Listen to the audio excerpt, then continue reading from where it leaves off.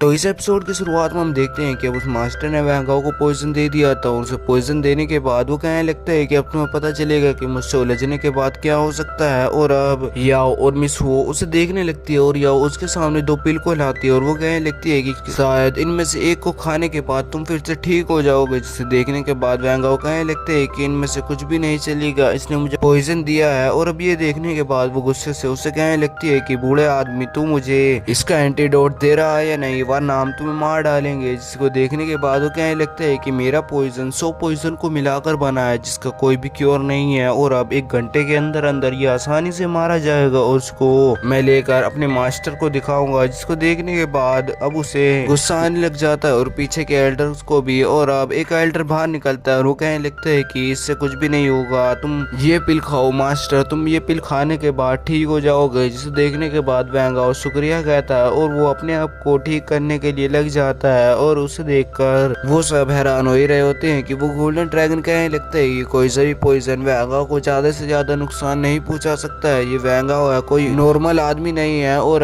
Prince था उसके weapon को देखकर कहने लगते हैं कि जैसे मैंने इसके बारे में पढ़ा था ये एक घोस्ट ब्लेड है, यानी तुम पहले फैल्कन गैंग्स के लीडर रहे होगे। जिसे देखने के बाद वो कहने लगते हैं कि हाँ तो क्या हो गया, तुम्हें कुछ समझ है। लेकिन प्रिंस ताई कहने लगते हैं कि तो तुम्हें ये भी जान लेना चाहिए कि तुम्हारे सामने जो खड़ा है वो कोई नॉर्मल आदमी नहीं है। और अब हम वैंगाओ को देखते हैं जो कि अपने स्पिरिचुअल वर्ल्ड में उसी पॉइजन के सामने होता है और उसको देखकर कहने लगते हैं कि ये तो ठंडा है, शायद मैं इसको क्यों ढूंढ सकता हूँ। और अब वो उस पॉइजन को जलाने लगता है जिसकी वजह से वो उसके बॉडी में से निकलने लग जाता है। जिसे देखने के बाद वो मास्टर हैरान होते हुए कहने लगते हैं कि क्या ऐसा कैसे हो सकता है, इसने थोड़े से समय में ही इसका क्योर कैसे ढूंढ निकाला, ये बच्चा तो सचमुच एक मॉन्स्टर है। और अब वो मास्टर वहां से भागने के लिए टेलीपोर्टेशन एरो का यूज करने लगता है, लेकिन प्रिंस था उसके टेलीपोर्टेशन एरो को ब्लास्ट कर देता है जिसकी वजह से वो गुस्सा होने लग जाता है। और अब वो कहने लगते हैं कि अभी मैच खत्म नहीं हुआ है, तुम्हारे मरने के बाद ही ये मैच खत्म हो सकता है। और अब ये देखकर वैंगाओ कहने लगता है कि और इसके लिए भी ज्यादा वक्त नहीं रहा है और वो एक टेक्निक से उसे बहुत बुरी तरीके से पीछे कर गिराने लगता है और अपनी स्वॉर्ड को उसके गले पर रखकर वैंगाओ पूछने लगता है कि अब तुम बताने वाले हो कि तुम्हारे पीछे कौन है। जिसे देखने के बाद वो रोते हुए कहने लगता है मैं तुम्हें नहीं बता सकता हूँ, अगर मैंने बताया तो मेरा हाल बहुत से बहुत बुरा कर देगा। जिसे देखने के बाद वो कहने लगता है कि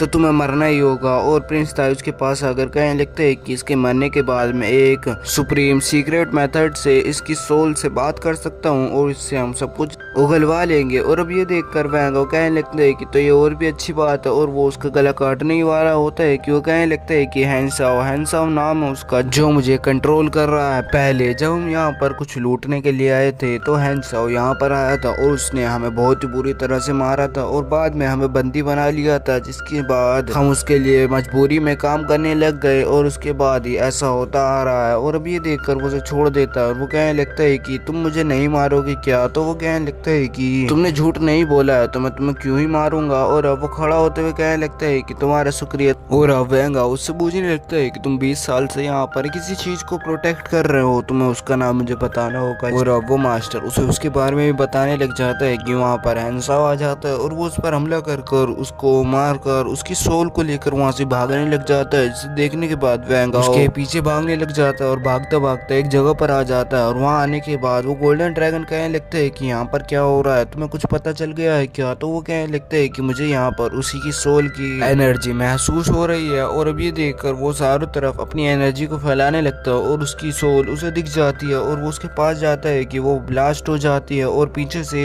वो डीमन टाइप बंदा आता है और वो उसको देख लेता है। इसे देखने के बाद वो वैंगाओ पर हमला करने लग जाता है और वैंगाओ भी उस पर हमला करते हुए कहने लगता है कि तो तुम हो इस कप के पीछे।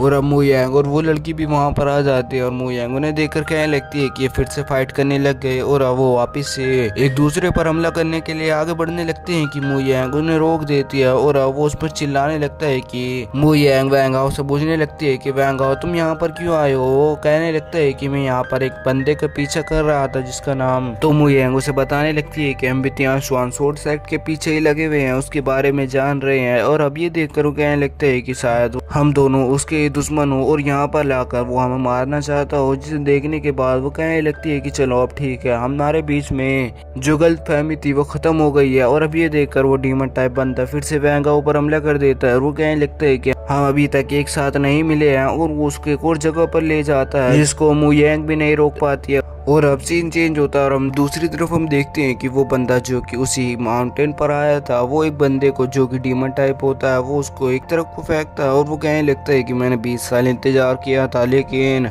अब मैं ज़्यादा दूर नहीं हूँ। और वो उसकी बॉडी में लगी हुई बहुत सारी पिल्स को लेने के लिए अपना हाथ आगे बढ़ाने लग जाता है, जिसे देखने के बाद वो उस पर एक हमला करता है लेकिन वो उसके हमले से आसानी से बच जाता है। और वहाँ पर एक बहुत बड़ा ब्लास्ट होता है जिसको देखकर वो वहाँ से आसानी से भाग जाता है। और अब ये देखकर उसे गुस्सा आने लग जाता है और वो चारों तरफ अपनी एनर्जी को फैलाने लगता है। और वहाँ पर एक जगह पर उसको वहाँ पर उसी बंदे का होने का एहसास होता है तो वो वहीं पर ही निकल चलता है और यहीं पर यह एपिसोड खत्म हो जाता है।